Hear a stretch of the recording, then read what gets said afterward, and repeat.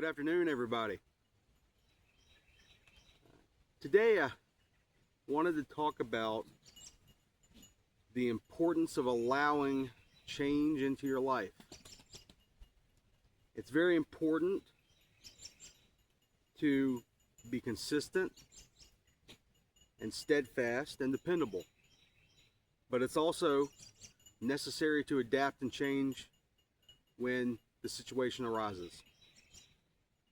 I thought I would accent that point by reading a passage from one of my favorite books, Silas Marner.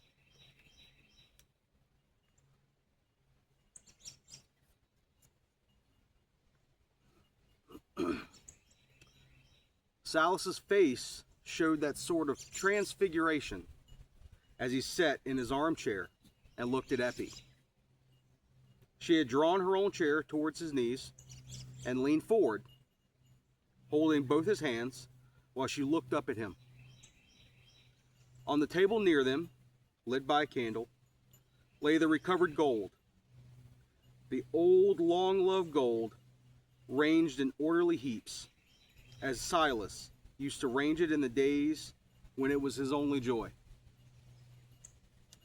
He had been telling her how he used to count it every night, and how his soul was utterly desolate till she was sent to him.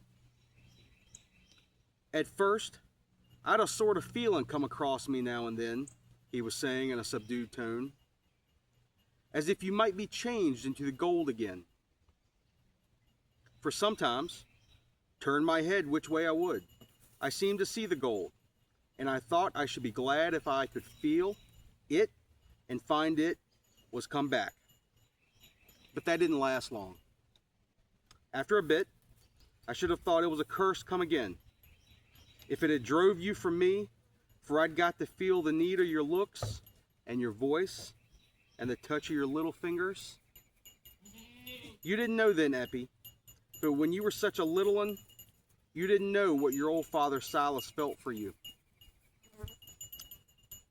But I know now, Father, said Eppie. If it hadn't been for you, they'd have taken me to the workhouse, and there'd have been nobody to love me. My precious child, the blessing was mine. If you hadn't been sent to save me, I should have gone to the grave in my misery. The memory was taken away from me in time, and you see it's been kept till it was wanted for you. It's wonderful. Our life is wonderful. Now, some of you may be familiar with the story of Silas Marner. I'd venture many of you don't have any clue what the story is about, and that's okay. They don't really read these sorts of books in grade school anymore.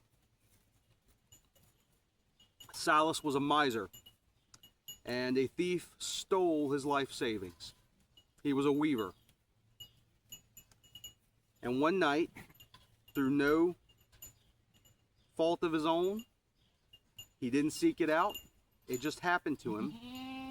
A baby fell into his lap, and he was graced with the task of caring for that child, that orphan, little Eppie.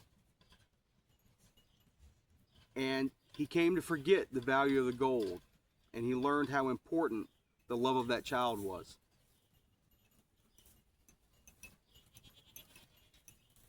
Silas has always been important to me. He was a very worldly man, driven by greed, didn't trust other people, only wanted his gold. That's all he cared about. But he opened his heart to chance. He accepted what fate had put before him and found something very important. He found love. And that little orphan, she came to love Silas as her father, as her only father. Now, I won't spoil the rest of the story. It's a very old book. George Eliot, she wrote it in the 1800s. But it's important for you to think about the things in your life and decide whether or not they should stay in your life, and should you open yourself up to replacing them with something more valuable. So when you lay in bed tonight and you've got a moment to yourself, think if there's anything in your life that's worth staying, and open yourself to the possibilities that there may be something in your life that you should be letting in, or letting more of in even. Maybe it's already there, but just a little bit.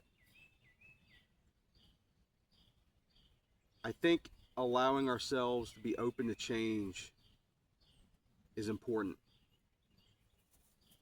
Stability, being dependable, being the same rock every day, that'll get you through life.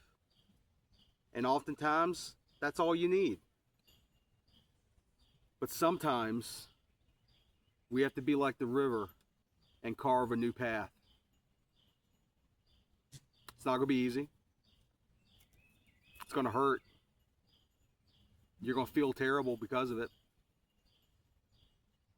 But when that new path is finally carved, and you can look back and see just how far you've come, it's worth more than any piece of gold you'd ever find in your life. Thank y'all for listening to me. Thank you for listening to me read a passage. I'll put a link in the information box below and let you know where you can find a copy of this book. You can get it for free online if you don't mind reading it on a tablet or on your computer screen or on your phone. Lord knows I'd be afraid to try to read something on my phone, but I know that's more popular these days, so I wouldn't restrict you from it. Think about the things in your life that you could allow to change. Just give it a shot. You never know. You may come to love it. Thanks for your time. I appreciate you coming by. And I'll see you again soon.